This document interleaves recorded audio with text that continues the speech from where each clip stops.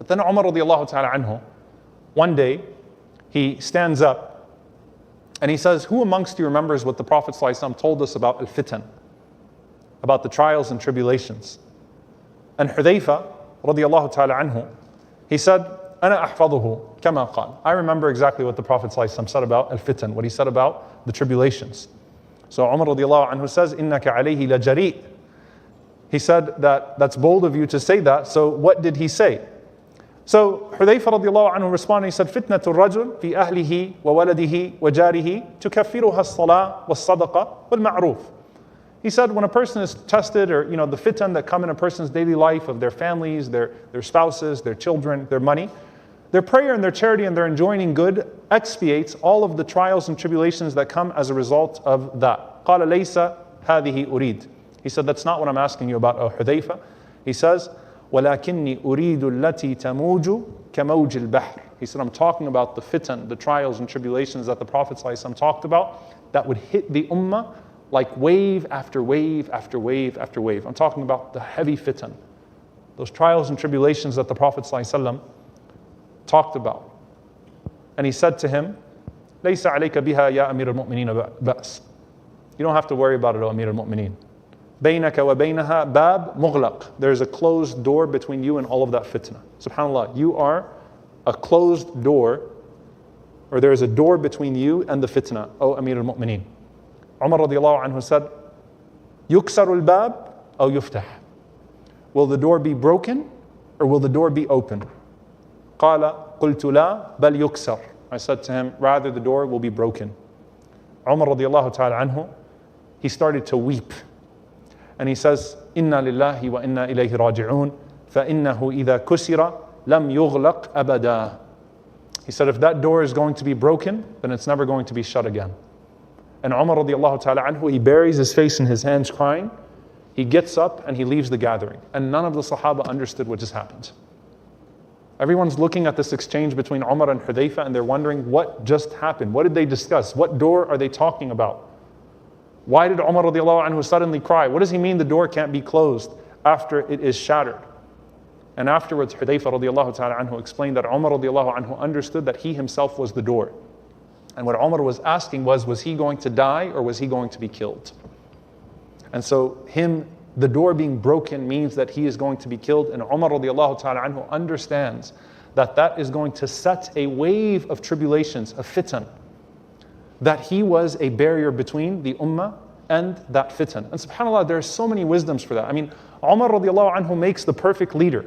Literally, when you think about leadership, Umar radiallahu anhu is the perfect leader. He establishes justice. He doesn't allow nonsense to happen. In fact, when the fitna started under the time of Uthman radiallahu ta'ala anhu, there was a man named Usaybigh. And Usaybigh used to be one of those people that would spread rumors and cause fitna in a community. And in the time of Umar radiallahu anhu, he was starting to spread rumors and start slander and start making things worse. And Umar radiallahu ta'ala anhu, he lashed him and he deported him. He got rid of him. Usaybigh made tawbah, came back to the community. And when the fitna started in the time of Uthman radiallahu anhu, they went to Usaybigh. And Usaybigh pulled up his shirt and he said, see these? عَلَّمَنِي الرَّجُلُ الصَّالِحِ. The righteous man taught me a lesson. Don't even get me started. I'm not interested in the gossip and the rumor mongering and the things that will start to bring tribulation to this ummah. So Umar radiallahu anhu was a door between the ummah and the fitna in his leadership style and in the fact that when you establish justice in that way, subhanAllah, then that justice transcends every single system and every single group within the ummah. However, Umar radiallahu ta'ala anhu knew that his time was coming near. And he had these two du'as that he would make. The most famous one, Allahumma rzuqni shahadatan fi sabilik waj'al mawti fi baladi nabiyyik sallallahu alayhi wa sallam. Oh Allah, grant me martyrdom in your cause and let me die in the city of your Prophet. Hafsa and Abdullah would say to Umar, how are you going to die a shaheed in Medina? Battles don't happen in Medina. Right? Maybe in Persia, that's where we're hearing the stories. In Persia, in Asham, with the Byzantines. How are you going to die shaheed in Medina? He said, if Allah wants it to happen, it's going to happen. That's sidq in dua. That's truthfulness in dua. He just kept on making the dua. He wanted to die the death of a martyr, and he wanted to die in the city of the Prophet sallallahu alaihi wasallam. He had another dua. He said, Allahumma la taj'al qatli على يد عبد سجد لك سجدة يحاجني بها يوم القيامة. Oh Allah, do not let me be killed at the hands of someone who prostrated towards you, he made sujood to you, that he would argue against me on the day of judgment with it. Meaning, don't let me be killed by a believer. So subhanAllah, his dua is to be killed by a non-Muslim in Medina as a shaheed. Three things that seem completely impossible, right? But that's the dua of Umar radiallahu ta'ala anhu. So how does this shahada come about? It starts with a man by the name of Abu Lu'lu'a al-Majusi, whose name was Fayruz. And Abu Lu'lu'a was a captive from the Persians. And he was particularly taken by Mughira ibn Shu'bah. Now Umar radiallahu ta'ala anhu, in his wisdom, did not like that there would be captives in Medina, because obviously, things could get messy in that regard. So he didn't like that there would be captives that would be brought back to Medina, and that would become a threat, an internal threat to the community after these battles. But Mughira ibn Shu'bah asked for Abu Lu'lu'a in particular to be with him in Medina, because Abu Lu'lu'a was a skilled craftsman. He used to make weapons of war, right? And so he's someone that offers a particular unique service, and so he comes in and he works under Mughira ibn Shu'bah radiyallahu ta'ala anhu. Now, Abu Lu'lu'a complained to Umar ibn al-Khattab radiyallahu ta'ala anhu, and Umar radiyallahu anhu was a just man. He doesn't spare Mughira. We actually find other incidents where he takes Mughira ibn Shu'bah to task, takes Muhammad ibn Maslama to task, takes Sahaba to task. He does not show injustice because the person on the other side is not Muslim or of a lesser class or in anything of that sort, right? But Abu Lu'lu'a complains that, the commission that he's taking from the weapons of war are too much. It's too high, and I'm working too hard. So Umar radiallahu ta'ala anhu, he takes his complaint, he weighs the evidence on both sides, and Umar radiallahu ta'ala anhu comes to the opinion that it was a fair commission that he was taking from the weapons that he was providing through the raw materials and things that were coming out of it, which was 4 dirhams. So Umar radiallahu anhu tells him that, it's not an unjust salary that he's taking or a portion that he's taking from you.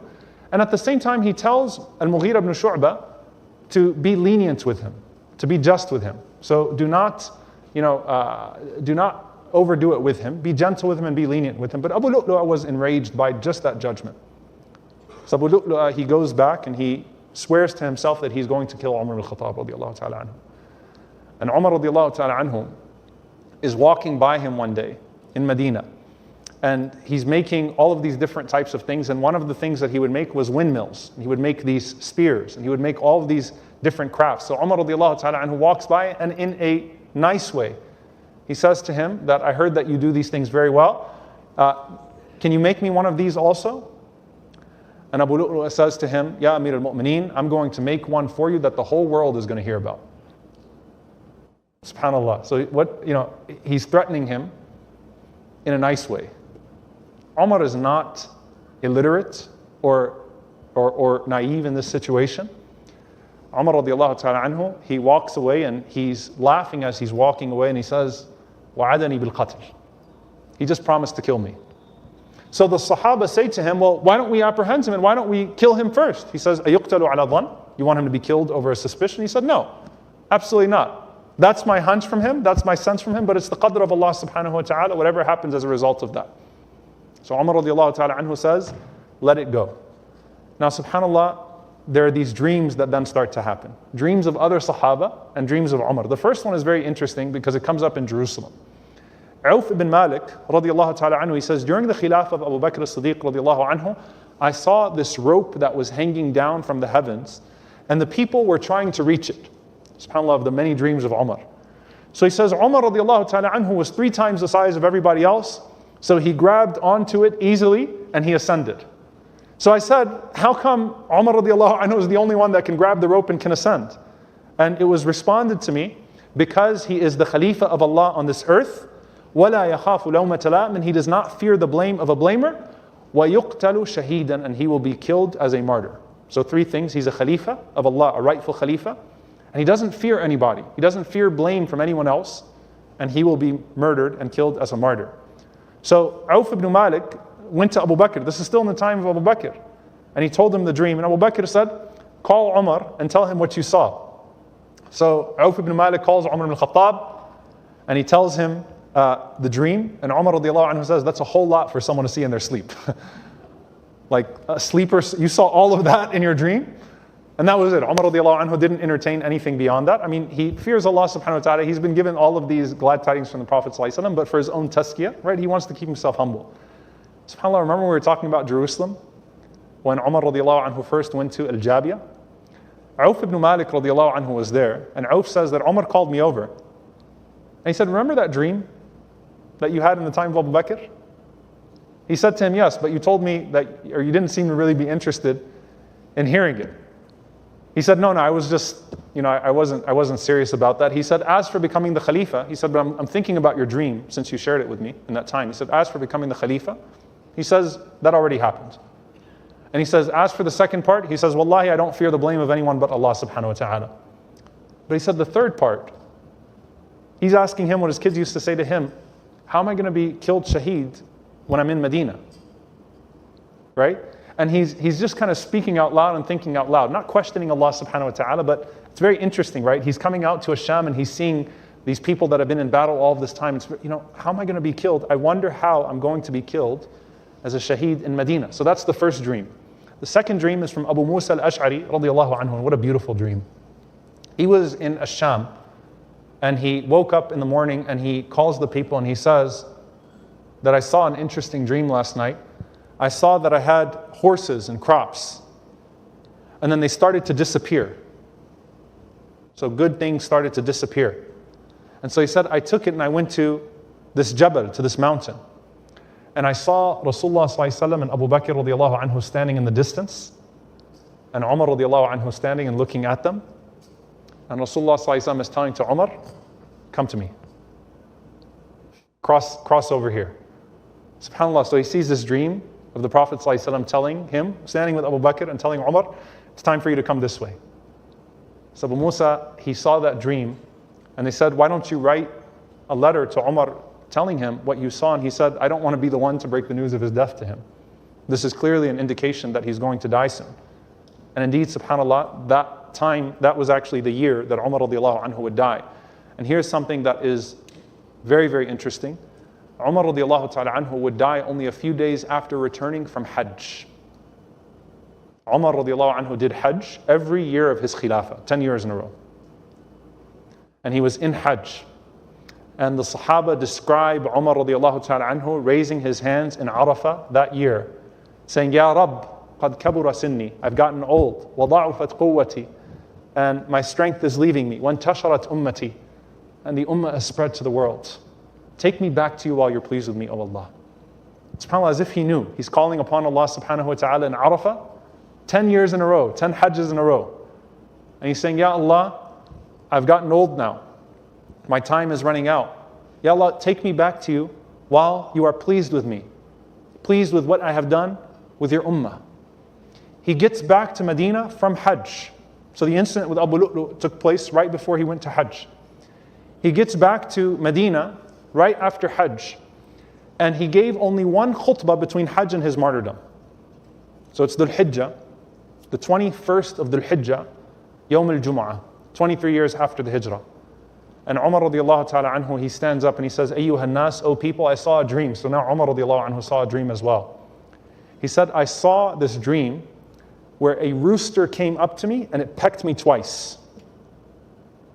And then the people said to me that you should appoint a Khalifa. So Umar radiallahu ta'ala anhu said, I interpreted this to mean my death, but Allah will not cause his religion or this ummah to be lost. But he said, if I die, then the Khalifa is to be appointed by those whom the Prophet ﷺ was pleased with when he died, meaning the leftovers of Al-Ashar Mubashirin, the leftovers of those that were guaranteed paradise. So Umar radiallahu anhu now himself has seen a dream that he interprets as his death.